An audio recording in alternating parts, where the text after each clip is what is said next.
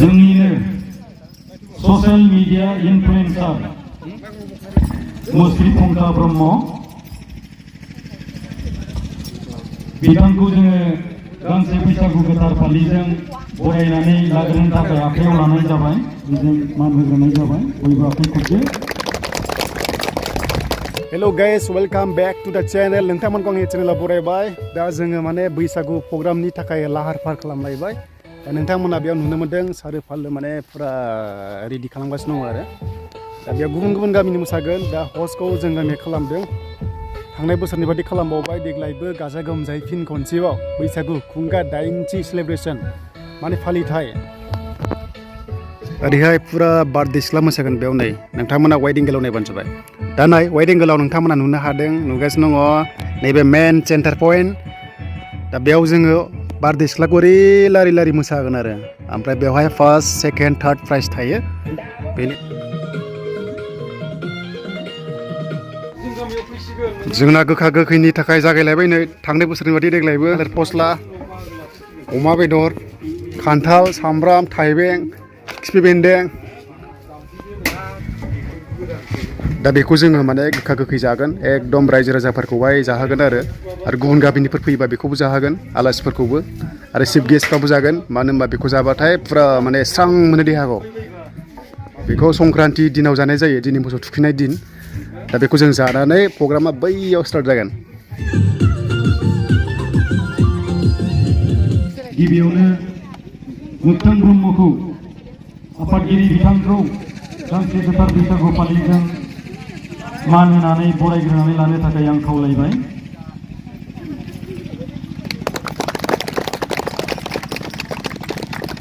होनो थाखाय जोंनिनो बादायनाय मेथाइ खननाय आयदानि दिहुनगिरि गाहाय मुस्रि बिपुल कुमार ब्रह्मखौ बे समाव मदद होफानो थाखाय आं बिथांखौबो खावलायबाय थांनाय बोसोर बादि देग्लाय बोसोरावबो जोङो माने फिरफिला बिर होगोन बैसागुनि गामसाखौ बेखौनो एसे रेडि खालामगासिनो दङ नै रायजो राजाफ्रा दा नायनो हागोन नोंथांमोना मेथाइ रेडि ला ओरैबायदि गामि रंजालि बैसागु आफाद जिउ लावथों ओरैबायदि गामि रंजालि बैसागु आफाद थांनानै थाथों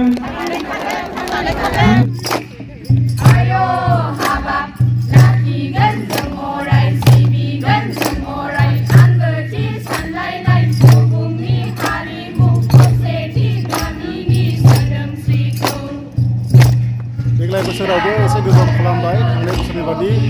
फिरफिला उदायनाय हाबाफारियाव जोङो दान थांखांबाय दा बेयाव नोंथांमोना नुगासिनो दङ थुरिबारि रंजालि बैसागु आफादनि 8थि खुंथाय फोरबो रंजालि बैसागु लोगो बैसागु बैसागु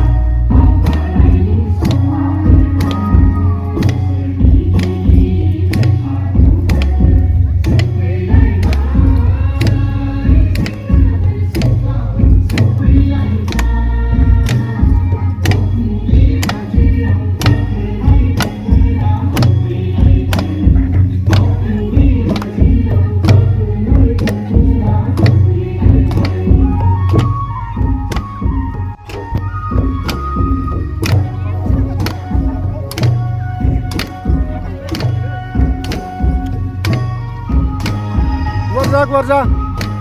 Apa?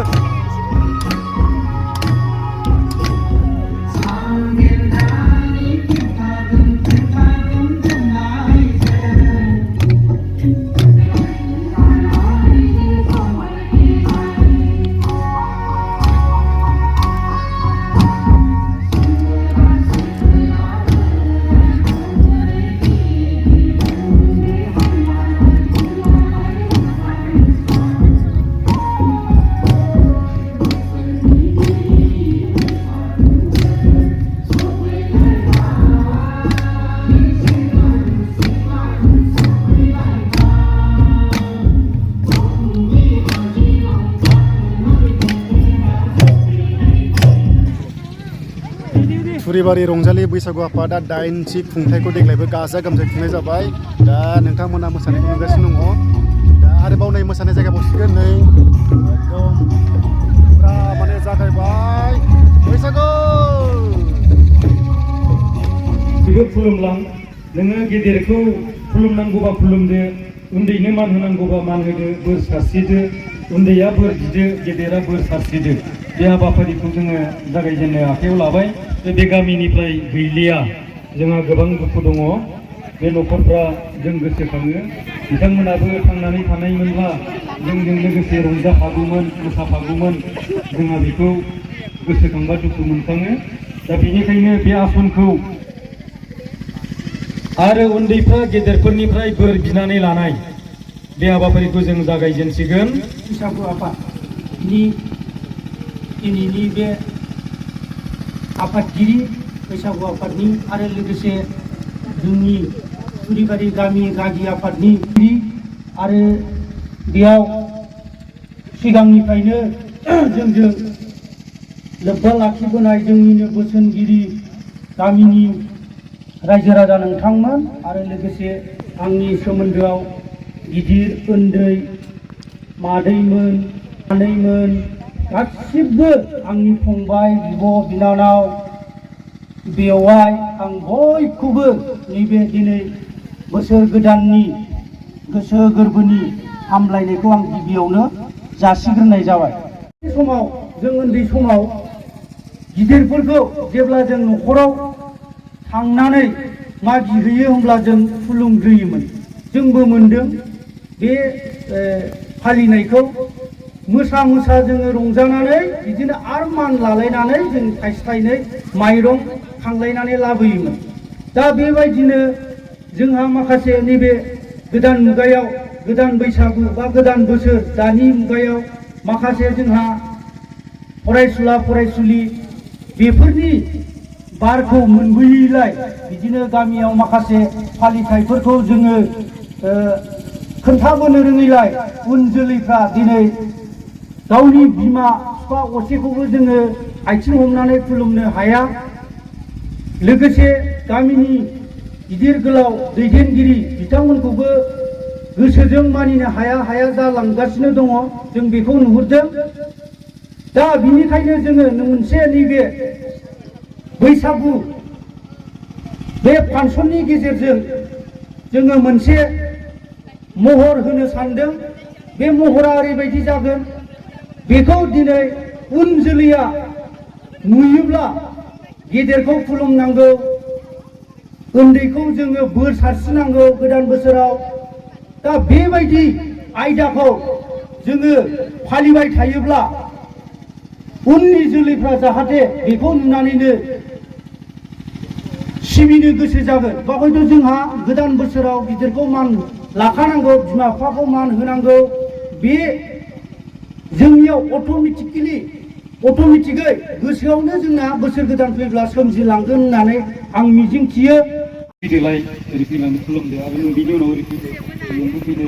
जिउरानि आइमोनाबो ओरै फैदो नोंबो फैलांदो लोगोजों लोगो आखाइजोंबो हमजायो गेदेरखौ खुलुमदो बोर सारस्रिदो बयबो सिरि सिरि बाङै जोबोद साबायखर थाबाय जोंबो ओरै गिदिंलांदो जोङो बैयाव ग्रोब थाहैदो नोंसोरो खुलुमखांनायफ्रा इथिं थाहैदो स' बेयाव दायो मान बावनाय गावजों गाव उन्दैया गेदेरखौ खुलुमनाय बे हाबाफारिया जागासिनो दङ। दा नोंथांमोना बेबादि माने खायसे खायसे नुखायो जानांगौ। दा जों बेखौनो सिगांनि जिनिखि सोलिबोबाय थानाय दोरोङारि जों बेखौ दा लाफिनगासिनो दङ मानोना बेफोर गारजाया। दा नै गावजों गाव माने देरसिनखौ उन्दैया खुलुमनाय आरो जेरै दा जोंबो ओरै थांसै ओरै जोबहैसै ओरै थाहैखादो नोंसोरो खुलुमखांनायफ्रा थाहैदोलाय जोबखाबाय बिसिम नुदो जोंना बिसिम मोसासिगोन आरो खुलुमनांगौ जाखो ना माखो माबा गिदिर गिदिरथार सार मुस्रि सुनिल बसुमतारी आफादगिरि उदालगुरि जिल्ला बिथां सारखौ गांसे गोथार बैसागु फालिजों गिबियावनो आं मान होग्रोनो थाखाय आं खावलायबाय।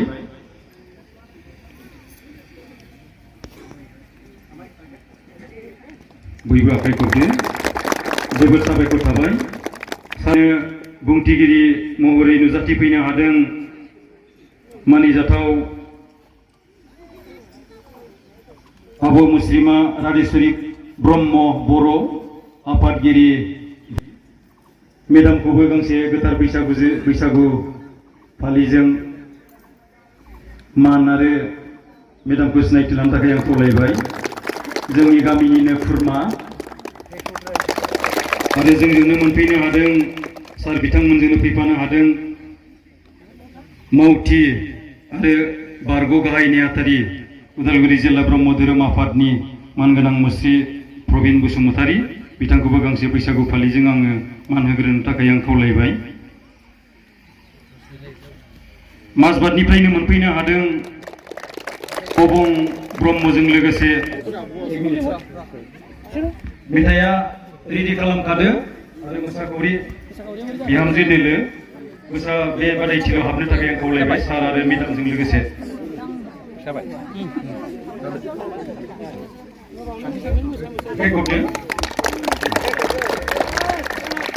जोबोद साबायखर थाबाय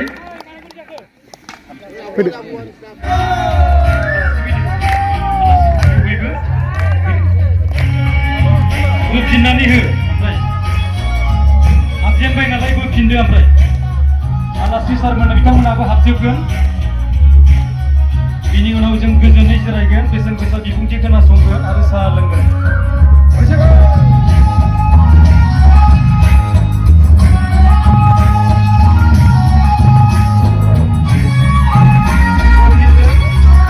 masa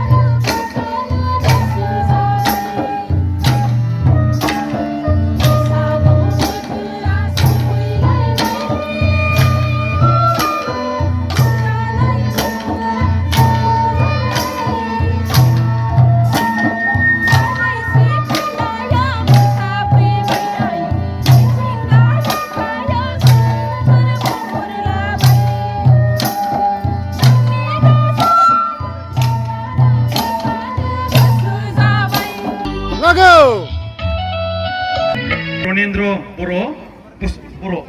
बिथाङा आरो 50 थाखा होफैबावबाय आजावदो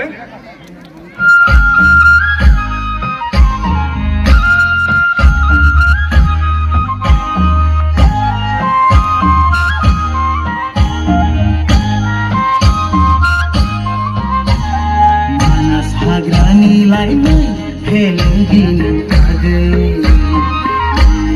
महराबो समायना जौस्रां देस्रां हाग्रानिलाय दाउदै बिबार नोंलाय आगै महराबो समायना गुफुर गावदां नायबाय थानो हाया दोनबायबो थाजाया बैसागु बायब्लानो नोंखौ आंलायथारनोसै नायबाय थानो हाया दोनबायबो थाजाया बैसागु बायब्लानो नोंखौ आंलायथारनोसै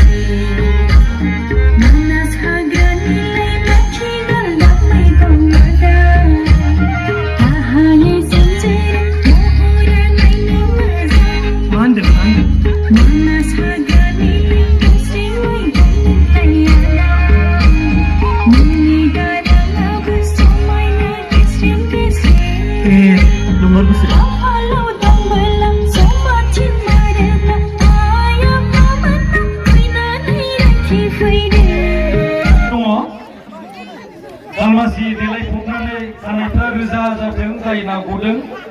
बेयो मोजाङै आरो मोसाबावनो हाथों बिनि बान्था दहायनिबो बान्था दंखायो दा बे बान्थाखौ आजावग्रोनो थाखाय खावलायबाय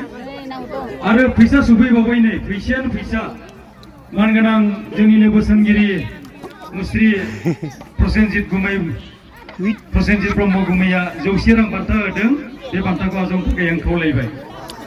साबायखर बिनि